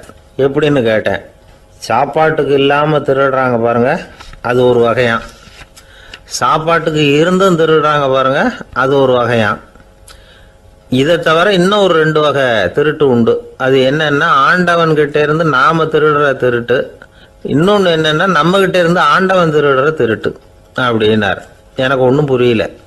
என்ன சார் இது, ஆண்டவனையே திருடன்னு சொல்றீங்களே அப்படின்னு ஆச்சரியமா. ஆமாங்க, ஆண்டவனை கல்வன்னு சொல்றது இல்லையா. காஞ்சிபுரத்துக்கு பக்கத்தில் திருக்கார்வனம் அப்படின்னு ஒரு ஊர் இருக்கு. அங்கே உள்ள பெருமாளுக்கு கல்வர்னு தான் பேர். அது மட்டும் இல்லை, திருமங்கையாழ்வார் தம்முடைய திரு நெடுந்தாண்டகத்தில் கார்வனத்துள்ளாய் கல்வா அப்படின்னு தான் அழைக்கிறார் அப்படின்னு நிறைய உதாரணம்லாம் சொல்ல ஆரம்பித்தார். அதுக்கப்புறம் அவர்கிட்ட பேசி நான் புரிஞ்சுக்கிட்ட விவரங்களை தான் நான் இப்போ உங்ககிட்ட சொல்ல போகிறது. அதாவது அவர் சொன்ன முதல் வகை திருடர்கள் சாப்பாட்டுக்கு இல்லாமல் திருடுறவங்க. இவங்களை திருத்தி போடலாம். சாப்பாட்டுக்கு இருந்தும் பணம் சேர்க்கணுங்கிற ஆசையால் பொய் கணக்கெல்லாம் எழுதுறாங்க பாருங்க, அவங்க தான் 2வது வகை. 3வது வகை திருட்டு தான் மிகப்பெரிய திருட்டு. இறைவனுக்கு சொந்தமானதை நம்முடையதுன்னு நினைக்கிற திருட்டு. எது இறைவனுக்கு சொந்தமானது அப்படின்னா ஆத்மா. பகவானுக்கு சொந்தமான ஆத்மாவை நம்முடையதுன்னு நினைக்கிறது தான் அந்த மாபெரும் திருட்டு. இதுக்கு பேர் தான் ஆத்மாபகாரமா. சரி, இதுக்கு பரிகாரம் என்ன? எல்லாம் இறைவனுடையது, நமக்கு ஒன்றும் இல்லை அப்படின்னு நினைக்கிறது தான் இதுக்கு பரிகாரம். இதெல்லாம் இருக்கட்டும். 4வது திருட்டு ஒன்று சொன்னோம்ல, ஆண்டவன் நம்மகிட்ட இருந்து திருடுறது. அது எப்படி? ஆண்டவனை கல்வன்னு சொல்கிறாங்க, அது சரி. அவர் என்னத்தை திருடினார்? இப்போ இன்னொருத்தருக்கு சொந்தமான ஒன்றை எடுத்து வச்சுக்கிறது தான் கள்ளத்தனம். ஆனால் ஆண்டவன் எடுத்துக்கிட்டோம்னா இருக்கிறது எல்லாமே அவனுக்கு சொந்தம். அப்படி இருக்கிறப்போ அவரை எப்படி கல்வன்னு சொல்கிறது? இது என்ன புரியாமல் இருக்குதே அப்படின்னு சொல்லி பார்த்தா அதுக்கும் விளக்கம் சொல்கிறாங்க அவங்க. அதாவது ஆண்டவனுக்கு உருவமே கிடையாது, அரூபமாக இருக்கிறவன், அதாவது உருவம் இல்லாமல் இருக்கிறவன். அப்படி உள்ள பகவான் நம்மளை மாதிரி உருவத்தில் இருக்கிறான். நம்மளை மாதிரியே கையை காலு மூக்கெல்லாம் இருக்குது ஆண்டவனுக்கு. இந்த உருவம் நம்மகிட்ட இருந்து திருடினது தானே. அவன் தன்னுடைய உண்மையான திருமேனியை நமக்கு காட்டாம, அதாவது தரிசனம் கொடுக்காம இருக்கிறது கள்ளத்தனம் தானே. அதனால தான் இதுவும் ஒரு பெரிய திருட்டு, இருக்கிறதுலேயே மிகப்பெரிய திருட்டு அப்படிங்கிறார். என்கிட்ட பேசிக்கிட்டு இருந்தார், இந்த விஷயம்லாம் சொல்லிட்டு இருந்தாரு அந்த பெரியவர். அதாவது திருட்டை ஆன்மீக நோகத்தில் அவர் பார்க்குறார். நம்ம பார்வையில் இதை விட அபூர்வமான திருட்டுலாம் இங்கே உண்டு, அபூர்வமான திருடர்களும் உண்டு. ஒரு திருடன் சிறையிலிருந்து விடுதலையாகி வெளியில் போனான். கொஞ்ச நாளில் மறுபடியும் திரும்பி ஜெயிலுக்கு வந்துட்டான். அப்போது சிறை அதிகாரி அவனுக்கு அறிவுரை சொன்னாராம். ஏன்பா இப்படி அடிக்கடி தப்பு பண்ணிவிட்டு ஜெயிலுக்கு வந்துடுறியே, உனக்கு சொந்த பந்தம் எதுவும் இல்லையா? உனக்கு அப்பா, அண்ணன், தம்பிகள் அவங்க கூட எல்லாம் சேர்ந்து வாழணுங்கிற ஆசை இல்லையா அப்படின்னு கேட்டிருக்கார். அவங்களோட சேர்ந்து வாழணுங்கிற ஆசை எனக்கு நிறைய உண்டுங்க சார் அப்படின்னு அவன். அப்புறம் எதுக்கு இப்படி ஜெயிலுக்கு வந்துவிடுற அப்படின்னாரான் அவர். அவங்க எல்லாருமே இங்கே தானே சார் இருக்காங்க அப்படின்னு அவன். ஒரு ஊரில் ஒரு துறவி இருந்தார், புத்த சமய துறவி. அந்த ஊர் மன்னன் அவரை பற்றி கேள்விப்பட்டிருக்கான். ஒரு நாள் புறப்பட்டு போனான், துறவியின் பாதங்களை தொட்டு வணங்கினான். அதுக்கப்புறம் சொன்னான், ஐயா, நான் உங்களை அரண்மனைக்கு அழைச்சிட்டு போகிறதுக்காக வந்திருக்கிறேன். இனிமேல் நீங்கள் இங்கே எதுக்கு இருக்கணும் அப்படின்னு அவன் மனசுக்குள்ளே என்ன நினைப்புன்னா, இவர் எங்கே வர போகிறாரு, நான் ரொம்ப எளிமையானவன், எனக்கு எதுக்கு அரண்மனை வாசம்னு சொல்லி விடுவார் அப்படின்னு நினச்சிருக்கான். ஆனால் அந்த துறவி என்ன பண்ணார் தெரியுமா? அப்படியா, சரி போகலாம், வா, போய் உன் ரதத்தை கொண்டுட்டு வா, அரண்மனைக்கு போகும்பொழுது அதுக்கு தகுந்த மாதிரி ஆடம்பரமாக போகணும் அப்படின்னு விட்டாரான். துறவி இப்படி சொன்னதும் அந்த மன்னனுக்கு மனசுக்குள்ளே சந்தேகம் வந்துட்டுது. இவர் உண்மையிலேயே துறவி தானா, ஏமாத்து பேர் வழி மாதிரி தெரியுதே அப்படின்னு நினச்சிருக்கான். இருந்தாலும் இனிமேல் என்ன பண்ணுறது, சொல்லியாச்சு. ரதத்தை கொண்டுகிட்டு வந்தான். துறவி ஏறி உக்காந்தார். பக்கத்தில் ராஜா. அவர் ரொம்ப உற்சாகமாக வரார். இவன் ரொம்ப சோர்ந்து போய் வரான். துறவி மரத்தடியிலேயே வாழ்ந்து பழக்கப்பட்டவர், அரண்மனையில் எளிமையாக ஒரு இடத்துல உட்காந்துக்குவார் அப்படின்னு நினச்சான். ஆனால் அப்படி இல்லை. அரண்மனைக்கு வந்த உடனே அந்த துறவி அதை கொண்டுட்டு வா, இதை கொண்டுட்டு வான்னு சொல்லி உத்தரவு போட ஆரம்பிச்சுட்டார். அரண்மனையில் இருந்தால் அரசனை மாதிரி இருக்கணும் அப்படிங்கிறார். ராத்திரி பூரா சௌரியமாக தூங்கினார். பகலில் அரண்மனை தோட்டத்தில் உலாவ வேண்டியது, நீச்சல் குளத்தில் குளிக்க வேண்டியது, இப்படியே பொழுது போக்கிட்டு இருக்கிறார். அந்த அரண்மனையில் துறவி மகிழ்ச்சியாக இருக்கிறார். மன்னனால் அப்படி இருக்க முடியல. அவருக்கு எந்த கவலையும் இல்லை, இவனுக்கு அரசாங்க கவலைகள். துறவி அப்படி இருக்கிறத இவனால் தாங்கிக்க முடியல. ஒரு நாள் அவர்கிட்டே போய், நான் உங்ககிட்ட கொஞ்சம் பேசணும்னு துறவி பார்த்தார். நான் இந்த அரண்மனைக்கு வரும்பொழுதே நீ என்னமோ என்கிட்ட கேட்கணும்னு நினைச்ச, ஏன் காலதாமதம்? நீ அனாவசியமாக உன்னையே தொந்தரவு பண்ணிட்டு இருக்கிற, நீ கவலையாக இருக்கேங்கிறது எனக்கு புரியுது. நான் மரத்தடியில் இருந்தப்போ கூட என்னை அடிக்கடி சந்திச்சுக்கிட்டு இருப்பேன், ஏதாவது விளக்கம் கேட்கறது உண்டு. இங்கே வந்த பிறகு என்னை சந்திக்கிறது கூட அபூர்வமாக போயிட்டுது. நீ இப்போ என்ன கேட்க போறேங்கிறது எனக்கு தெரியும், இருந்தாலும் கேள் அப்படின்னாராம். வேற ஒன்றும் இல்லைங்க, இப்போ உங்களுக்கும் எனக்கு என்ன வித்தியாசம்? 2 பேரும் அரண்மனையில் தான் இருக்கிறோம். நீங்கள் மகிழ்ச்சியாக இருக்கிறீங்க, நான் அப்படி இருக்க முடியல. இவ்வளவுக்கும் நீங்கள் முன்னாடி இருந்தது மாதிரி இல்லை. தினமும் தங்க தேர் கேட்குறீங்க, உயர்தரமான ஆடைகள் அணிகிறீங்க, சுவையான சாப்பாடு. இப்படி இருக்கிறப்போ உங்களுக்கு எனக்கு என்ன வித்தியாசம்? இதுதான் மன்னனுடைய கேள்வி. இதுக்கு பதில் சொல்கிறேன், என் கூட புறப்பட்டு வா, இந்த நகரத்துக்கு வெளியில் போவோம் அப்படின்னு சொல்லி அரசனை கூப்பிட்டுக்கிட்டு ஊர் எல்லைக்கு சேர்ந்தார் துறவி. அங்கே போய் சொன்னார், இதை பாருப்பா, இந்த இடத்த தான் தேடிக்கிட்டு இருந்தேன். இனிமேல் நான் திரும்பி வரப்போகிறதில்ல. நீ என்னோட வர்றியா, திரும்பி போறியா அப்படின்னார். நான் எப்படிங்க உங்கள் கூட வர முடியும்? என்னுடைய நாடு, என்னுடைய சொத்துக்கள், மனைவி, மக்கள் எல்லாத்தையும் விட்டுட்டு எப்படிங்க வர்றதுன்னா. இப்போ அந்த துறவி சொன்னார், இப்போ வித்தியாசத்தை தெரிஞ்சுக்கிட்டியா? நான் அரண்மனையில் இருந்தேன், எல்லா வித பொருள்களும் உடையவனாக இருந்தேன், ஆனால் எதையும் சொந்தம் கொண்டாடுறவனாக இருக்கல. ஆனால் நீ அப்படி இல்லை, எல்லாத்தையும் சொந்தம் கொண்டாடிக்கிட்டு இருக்கிற. இதுதான் நமக்குள்ள வித்தியாசம் அப்படின்னு சொன்னார். அரண்மனை ஆடைகளை அப்படியே கலைஞர் அரசங்கிட்ட கொடுத்தார். உன்னுடைய ஆடைகளை நீயே வச்சுக்கோன்னார். அவர் பாட்டுக்கு நடந்து போனார், திரும்பியே பார்க்கல. அரசனுக்கு அப்போதான் தன்னுடைய அறியாமை விளங்குச்சான். இதிலிருந்து நாம் புரிஞ்சிக்க வேண்டியது என்னன்னா, இந்த உலகத்தில் எத்தனையோ பொருள்கள், அதையெல்லாம் முறையாக பயன்படுத்தினா மகிழ்ச்சி. அதை விட்டுட்டு அதுக்கெல்லாம் சொந்தம் கொண்டாட ஆரம்பித்தா கவலை. நம்ம ஆட்கள் சொந்தம் கொண்டாடுற விதமே தனி. ஒரு ஆள் இன்னொருத்தங்கிட்ட ஒரு கொடை கடன் வாங்கியிருந்தான், திருப்பி கொடுக்கல. கொடையை கொடுத்தவன் கேட்டான், என்கிட்ட கடன் வாங்கினிய கொடை, அதை கொஞ்சம் திருப்பி தர்றியான்னா. அது உனக்கு இப்போ அவசரமாக தேவைப்படுதா அப்படின்னு கேட்டான் இவன். எனக்கு தேவைப்படலை, அந்த கொடையை நான் யாருக்கிட்ட வாங்கியிருந்தேனோ அவனுக்கு இப்போ அது அவசரமாக தேவைப்படுது அப்படின்னு அந்த ஆள். ஒரு ஊரில் ஒரு புகழ்பெற்ற பத்திரிகையாளர் இருந்தார். அவர் ஒரு நாள் திடீர்னு இறந்து போயிட்டார். அதுக்கப்புறம் நேராக சொர்க்கத்துக்கு போனார். சொர்க்கத்தின் வாசலில் நின்றுகிட்டு இருந்த ஒருத்தர் அவரை தடுத்தார். இதை பாரு, ஏற்கனவே இங்கே 12 பத்திரிகையாளர்கள் இருக்கிறாங்க, அவங்களுக்கே இங்கே வேலை இல்லை. அதுக்கு என்ன காரணம்னா, சொர்க்கத்தில் திடுக்கிடும் செய்திகள்லாம் ஒன்றும் கிடையாது. அப்படி என்ன இருக்க போகுது? இங்கே எல்லாம் அது ஒழுங்காக நடந்துக்கிட்டு இருக்கோம். எல்லாம் ஒழுங்காக நடந்தால் பத்திரிகைகளுக்கு சுவாரஸ்யமான கொலை கொள்ளை தீ வைப்பு இது மாதிரி எதுவும் இங்கே இல்லை. ஏற்கனவே இங்கே இருக்கிறவங்க எல்லாரும் மரத்தடியில் உட்காந்துக்கிட்டு தியானம் பண்ணிகிட்டு இருக்கிறாங்க. அந்த ஒரே செய்தி தான் தினமும் இங்கே வந்துக்கிட்டு இருக்குது. அதை படிக்கிறதுக்கே இங்கே ஆள் கிடையாது. அதனால் நான் என்ன சொல்கிறேன்னா, நீ பேசாமல் நரகத்துக்கே போயிடு. அங்கே எவ்வளவோ நிகழ்ச்சிகள் நடந்துக்கிட்டு இருக்கு. அங்கே தான் அதிகமான பத்திரிகையாளர்கள் தேவைப்படுறாங்க. அங்கே உனக்கு நிறைய வேலை இருக்கும்.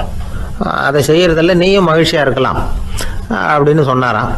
அங்கே அந்த சொர்க்கத்தின் வாசலில் நின்றுக்கிட்டு இருந்தவர். இந்த பத்திரிகையாளர் அங்கேயே நின்று கொஞ்சம் யோசனை பண்ணார். இவருக்கு சொர்க்கத்திலே இருக்கணும்னு தான் ஆசை. அதனால் மெதுவாக அவர்கிட்ட பேசினாராம். ஐயா, என்னை ஒரு 24 மணி நேரம் இங்கே உள்ளே இருக்கிறதுக்கு அனுமதி கொடுங்க. இங்கே இருக்கிற பல பத்திரிகையாளர்களை எனக்கு தெரியும். அவங்களில் சில பேரை சமாதானப்படுத்தி மெதுவாக பேசி நரகத்துக்கு அனுப்பி வச்சுட்றேன். நான் இங்கே இருந்துக்கிறேன். உங்கள் கணக்குப்படி 12 பேருக்கு மேலே இங்கே தாண்டாது, அப்படி பார்த்துக்கிறேன் அப்படின்னாராம். அவரும் யோசனை பண்ணி பார்த்துட்டு, சரி அப்படியே உனக்கு அனுமதி கொடுக்குறேன். ஆனால் ஒரு விஷயம், 24 மணி நேரம் தான் அனுமதி, அதுக்குள்ளே எல்லாம் நடக்கணும் அப்படின்ட்டுருக்கார். சரின்னு சொல்லிவிட்டு இந்த பத்திரிகையாளர் உள்ளே போனார். யோசனை பண்ணார். திட்டம் போட்டு ஒரு பொருளையை கிளப்பி விட்டார். சக பத்திரிகையாளர்கள் எல்லாம் கூப்பிட்டு சொன்னாராம், இதை பாருங்கள், நரகத்தில் ஒரு பெரிய தினசரி பேப்பரை கொண்டுகிட்டு வர்றதுக்காக திட்டம் போட்டுக்கிட்டு இருக்காங்க. அதுக்கு பல அதிகாரிகள் தேவைப்படுறாங்க. நிறைய சம்பளம் கிடைக்கும். யார் யாரெல்லாம் நரகத்துக்கு போக ஆசைப்படுறாங்களோ அவங்கெல்லாம் போகலாம் அப்படின்னு ஒரு பொருளையை கிளப்பி விட்டார். 24 மணி நேரம் கழித்து வாசல் பக்கம் போனார். அங்கே இருந்தவர்கிட்ட எத்தனை பேர் வெளியேறினாங்கன்னு விசாரிச்சாராம். அப்போ அவர் இவரை, நீ வெளியே போகக்கூடாது, முதல்ல உள்ளே தான் இருக்கணும் அப்படின்னு தடுத்தாராம். அப்புறம் சொன்னாராம், நீ சொன்ன செய்தியை கேட்டதும் இங்கே இருந்த எல்லா பத்திரிகையாளர்களுமே நரகத்துக்கு போயிட்டாங்கப்பா, உள்ளே யாருமே இல்லை, அதனால் நீ உள்ளே இருக்கலாம் அப்படின்னாராம். இதை கேட்டதும் இந்த பத்திரிகையாளரே குழம்பி போயிட்டார். ஒருவேளை உண்மையிலேயே நரகத்தில் புதுசாக பத்திரிகை ஏதாவது ஆரம்பிக்க போகிறாங்களோ அப்படின்னு அவரே நினைக்க ஆரம்பிச்சிட்டாராம். அப்புறம் சொன்னாராம், ஐயா என்னை விட்டுருங்க, நான் நரகத்துக்கே போயிடுறேன், அங்கே ஏதோ விசேஷம் இருக்கணும் அப்படின்னாராம். இல்லைன்னா இத்தனை பேரும் ஒட்டுமொத்தமாக அங்கே போகிறதுக்கு சான்ஸே இல்லை, என்னை தடுக்காதீங்கன்னு கெஞ்ச ஆரம்பிச்சிட்டாராம். மற்றவங்க நம்பணுங்கிறதுக்காக ஒரு பொருளையை கிளப்பி விட்டார். கடைசியில் தானே அந்த பொருளைக்கு ஆளாயிட்டார். அதாவது பிறரை ஏமாற்றிய அவரது மனம் கடைசியில் அவரையே ஏமாற்ற ஆரம்பிச்சுட்டு பாருங்க. நீங்கள் இப்படி அடுத்தவங்களை ஏமாத்துறதுக்கு உங்கள் மனசை பழக்கப்படுத்துறீங்க, ஆனால் கடைசியில் அதனால் நீங்களே ஏமாற்றப்படுகிறீர்கள் அப்படிங்கிறது பெரியவர்களுடைய புத்திமதி. அதனால் உங்கள் மனசுக்கிட்ட ரொம்ப எச்சரிக்கையாக இருங்கோ அப்படிங்கிறாங்க. நம்ம ஆளுங்க அங்கே போய் என்ன சொல்லுவாங்கன்னா, இந்த பாரு அங்கே போகாத இங்கே போகாதேன்னு பயமுறுத்துறது உண்டு. சில பேர் அங்கே பேய் இருக்குது, பிசாசு இருக்குது அப்படின்னு பொருளையை கிளப்பி விடுறது உண்டு. இருட்டு நேரம் காட்டு வழியாக ஒருத்தன் போய்கிட்டு இருக்கிறான். அங்கே பேய் பிசாசு நடமாட்டம் இருக்கிறதாக வதந்தி. இவன் பயந்துக்கிட்டே வேகமாக போகிறான். காடு முடிஞ்சு மெயின் ரோட்டுக்கு வந்து சேர்ந்தான். அப்பாடா, ஒரு பஸ்ஸு நின்றுட்டு இருக்கு தனியாக. இருட்டில் லேசாக தெரிஞ்சுது. ஓடி போய் ஏறி உள்ளே உட்காந்துக்கிட்டான். பயந்துக்கிட்டே போனவன் அப்புறம் தான் தெரியுது உள்ள யாருமே இல்லை, டிரைவரும் இல்லை, கண்டக்டரும் இல்லை, வேற யாரும் இல்லை. இவனுக்கு பேய் பயம் அதிகமாக போட்டுது. ஏன்னா நடு ராத்திரி. இந்த நேரம் பார்த்து அந்த பஸ்ஸு தானே நகர ஆரம்பிச்சுதான். இவனுக்கு இன்னும் பயம் அதிகமாக போட்டுது. ஏன்னா டிரைவர் சீட்டு காலியாக இருக்குது, பஸ்ஸு நகருது. இவன் உடம்பு பூரா நடுங்க ஆரம்பிச்சுட்டுது. வீல்னு கத்தலாமான்னு பார்த்தான். அந்த நேரம் பார்த்து அவன் தோளில் ஒரு கை விழுந்துதான். திடுக்கிட்டு திரும்பி பார்த்துருக்குறான். அங்கே டிரைவர் நிற்கிறார். அவர் சொன்னாராம், ஏன்பா ஏற்கனவே பஸ்ஸு பிரேக் டவுன்,